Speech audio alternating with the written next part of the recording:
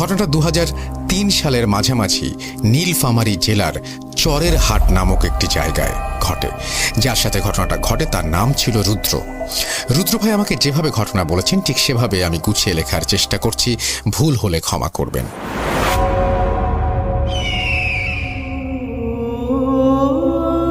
আমি খুব ভালো একজন ক্রিকেটার, তবে স্থানীয় পর্যায়ে। প্রায় সময়ই পাশের এলাকার ছেলেরা আমাকে ভাড়া করে নিয়ে যেত, তবে সেটা ইউনিয়নের মধ্যে। 6-8-2003 আমি তখন অষ্টম শ্রেণীতে পড়াশোনা করি। পড়াশোনায় মনোযোগ একেবারেই কম।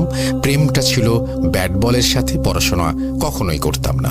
শুধুমাত্র নামেই ছিলাম ছাত্র, বাস্তবে নয়। সারাক্ষণ ক্রিকেট খেলা নিয়ে ব্যস্ত থাকতাম। এর জন্য মা, বাবা, বড় ভাই কিছু না বললেও মেজো ভাই আমাকে অনেক শাসন করত। আমি যখন একা থাকতাম তখন সে আমাকে অনেক বেশি পেটাতো, অনেক সময় অজ্ঞান হওয়ারও নজির আছে। যা হোক, এসব কথা বলতে চাচ্ছি না, তবে একটা কথা না বললেই নয়, আমি ছিলাম অত্যন্ত সাহসী, যা এলাকার সকলেই কম বেশি অবগত ছিল। আসলে ভয় শব্দটা আমার ব্যক্তিগত ডিকশনারিতে ছিল না। একদিন রাতে আমার ঘরে হঠাৎ ঠক ঠক শব্দ। তখন 10টা। যেহেতু আমার বাসা প্রত্যন্ত এক গ্রামে, তাই বিদ্যুৎ তখন আমাদের গ্রাম পর্যন্ত পৌঁছয়নি। হ্যারিকেন ছিল আমাদের আলো পাওয়ার প্রধান উপায়। আমি হ্যারিকেনের পাওয়ার বাড়িয়ে দিলাম এবং দরজার কাছে গিয়ে দরজা খুললাম। দেখি 15 বছরের এক কিশোর আমাকে জিজ্ঞেস করছে, তুমি কি রুদ্র? আমি বললাম, জি আমি রুদ্র। সে কিশোর ছেলেটা আমাকে বলল, তুমি কি কালকে চরের হাটে ক্রিকেট খেলতে যেতে পারবে? তো আমি বললাম, অবশ্যই, ক্রিকেট যেখানে আমি সেখানে, যে কোনো উপায়ে যাব। সেই কিশোর আমাকে বলল, তাহলে কাল এসো। আগামীকাল চরের হাট মাঠে একটা নাইট ম্যাচের আয়োজন করা হয়েছে, তোমাকে আমাদের টিমে খেলতে হবে। বলে রাখা ভালো, চরের হাট অনেক বড় একটা স্কুলের মাঠ এবং সেখানে বিদ্যুৎ আছে, বেশ উন্নত একটি এলাকা। সেই চরের হাটে আছে অনেক বড় কবরস্থান এবং অনেক বড় শ্মশানও বলতে গেলে। অত্র এলাকায় রাজধানী চরের হাট, কিন্তু সেখানে কোনো বাজার বসতো না, তাই চরের হাটে রাস্তা সবসময় জনশূন্য থাকতো। আমি জিজ্ঞাসা করলাম, তোমাকে চিনলাম না। জবাবে সেই কিশোর বলল, সর্দার পাড়ায় আমার বাড়ি। কোনো এক মাধ্যমে জানতে পারলাম তুমি অনেক ভালো ক্রিকেট খেলতে পারো, সেজন্য তোমার কাছে আসলাম। তুমি খেলতে আসলে তোমাকে 50 টাকা দেব, হারলেও দেব, জিতলে তো দিবই। আমি তার কাছে খেলার সময় জিজ্ঞেস করলাম। জবাবে সেই কিশোর ছেলেটা আমাকে বলল, রাত 8টায়। আমি বললাম, রাতে কিভাবে খেলবো? এর আগে কোনোদিন রাতে তো ক্রিকেট খেলিনি। রাতে খেলা হয় টিভিতে, কিন্তু গ্রামে কিভাবে সম্ভব? সে কোনো জবাব দিল না, শুধু বলল, যথাসময় আসার চেষ্টা করো। যাই হোক, পরের দিন সন্ধ্যায় আমি একটা সাইকেলে করে চরের হাটের দিকে যাত্রা করি। প্রায় 3 কিলোমিটার রাস্তা। আমি আমার মতো গুনগুন করে গান গাইতে গাইতে সাইকেল চালাচ্ছিলাম। হালকা কুয়াশা ছিল, মনে মনে চিন্তা করছি এই কুয়াশার রাতে কিভাবে খেলা হবে। এসব ভাবতে ভাবতে 2 কিলোমিটার রাস্তা অতিক্রম করার পর একটা পুরনো বাঁশের ব্রিজের ওপরে উঠলাম। ব্রিজের আশেপাশে তেমন কোনো বাড়িঘর নেই এবং চারিদিকে বালিতে ভরা। যেহেতু শীতের সময়, তাই পানি নেই। বর্ষাকালে অনেক বেশি পানি থাকে।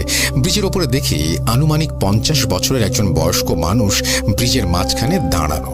আমি সাইকেলের বেল দিলাম, কিন্তু উনি সাইড দিলেন না। বাধ্য হয়ে আমি সাইকেল দাঁড় করালাম। কিছু বলার আগে লোকটা জিজ্ঞেস করছে, চরের হাটে যাচ্ছ নিশ্চয়ই? আমি বললাম, জি আঙ্কেল। উনি বললেন, ওদিকে যেও না তুমি। চরের হাটের পাশে একটা কবর আছে, ওখানে লাশ দাফন হবে, তুমি যেও না, ওখানে কোনো খেলা হবে না। আমি ওনার কথার কোনো গুরুত্ব দিলাম না। সেই সময়ে ওনার কথার গুরুত্ব দিলে হয়তো আমার জীবনে এমন করুণ অবস্থা হতো না। তো আমি সাইকেল চালানো শুরু করলাম। কিছু দূর যাওয়ার পর আওয়াজ আসছে, এই ছেলে, তোমাকে না আমি নিষেধ করছি, কেন তুমি আমার কথা শুনতে চাচ্ছ না? আমি বলছি যেও না। আমি সাইকেল দাঁড় করালাম ওনাকে দেখার জন্য, কিন্তু ওনাকে সেখানে দেখা যাচ্ছে না, শুধু আওয়াজ আসছে, ওখানে যেও না, ওখানে যেও না। একটু ভয় পেলাম। রাস্তা জনশূন্য, শীতের রাত, মাঝারি কুয়াশা। আমি আর আগু পিছু কিছু না ভেবে সাইকেল চালিয়ে চরের হাট পৌঁছালাম। চরের হাটে গিয়ে দেখি কোনো কিছুই নেই, নেই কোনো আয়োজন। কি শুনশান নীরবতা, মাঝে মাঝে শেয়ালের ডাক। আমি বিস্মিত হলাম, তাহলে ওই লোকটার কথাটাই ঠিক ছিল। এসব ভাবতে ভাবতে সাইকেলে উঠে রওনা দেব, এমন সময় রুদ্র বলে ডাক দিল সেই কিশোর, তুমি কোথায় যাচ্ছ? আমি বললাম, কোনো খেলোয়াড় নেই, লাইট নেই, এখানে কোথায় খেলা হবে? সেই কিশোর ছেলেটা বলল, আমার সাথে এসো। এরপর আমি বললাম, তুমি আমার সাথে দুষ্টুমি করছো কেন? আমি খেলতে যেতে পারবো না। তখন ছেলেটা বড় বড় চোখ করে আমার দিকে তাকিয়ে আছে দেখলাম, আর বলছে, তোমাকে যেতেই হবে। সেই কিশোর ছেলেটা আমাকে বাধ্য করলো তার সাথে যেতে। পথিমধ্যে তাকে আমি জিজ্ঞেস করলাম আমাকে কোথায় নিয়ে যাওয়া হচ্ছে। সে কিছুই বলল না, বলল চলো।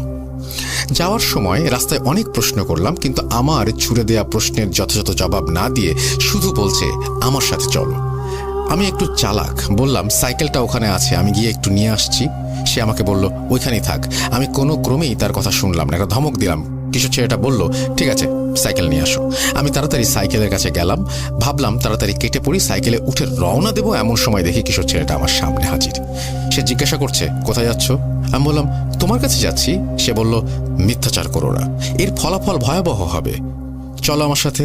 ততক্ষণে বুঝতে বাকি রইল না প্যারানর্মাল কিছু ঘটতে যাচ্ছে আমার জীবনে। তবুও বুকে সাহস নিয়ে রওনা দিলাম।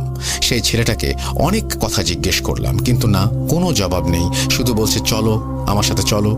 কিছু দূর যাওয়ার পর হঠাৎ চোখের পলকেই সামনে একটা অভিজাত বাড়ি, এক অন্য জগৎ। আমি অবাক হলাম, এই চরেরহাটের মতো অজপাড়া গায়ে এমন বাড়ি কল্পনা করা যায় না।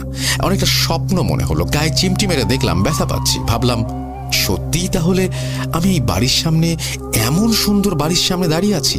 এত সুন্দর বাড়ি তো আমি ঢাকা শহরেও দেখিনি। যাই হোক, বাড়ির ভিতরে গিয়ে তো রীতিমতো হতভম্ব। এত সুন্দর সাজসজ্জা করা রুম আমি কোনো দিনও দেখিনি। আর এভাবে কোনো রুমে সাজসজ্জা হতে পারে এটাও আমার কল্পনার বাইরে ছিল। ছোট্ট কিশোর ছেলেটা আমাকে তার বাবার রুমে নিয়ে গেলেন এবং বাবাকে বললেন তুমি যে একটা সাহসী ছেলেকে আনতে বলেছিলে, এই ছেলেটা অনেক সাহসী, দেখো কত সাহসী। এতক্ষণে তার চোখে মুখে কোনো ভয়ের ছাপ নেই। সে তার বাবাকে এই কথা বলে চলে গেল। সেই বয়স্ক লোকটা আমাকে বলল শোনো, ভয়ের কিছু নেই, তোমরা মানুষ, আমরা জিন জাতি। এ কথা শুনে আমার পায়ের নিচে কোনো মাটি নেই। ভয়ে হাত পা থরথর করে কাঁপছে। আমি তোমাদের কোনো ক্ষতি করব না, তোমাকে দিয়ে একটা কাজ করাবো। অনেকদিন থেকেই একটা সাহসী ছেলে খুঁজছি। তিনি আমাকে বললেন কিছুদিন আগে বাঁশখালী গ্রামে একটা লোক মারা গেছে, তার দাফন চরেরহাট কবরস্থানে হয়েছে। আজ রাতের 7 দিন শেষ হবে, সুতরাং আজ রাতেই তোমাকে সেই কবর থেকে সেই লাশটা তুলে আনতে হবে। এই কথা শুনেই আমি অজ্ঞান।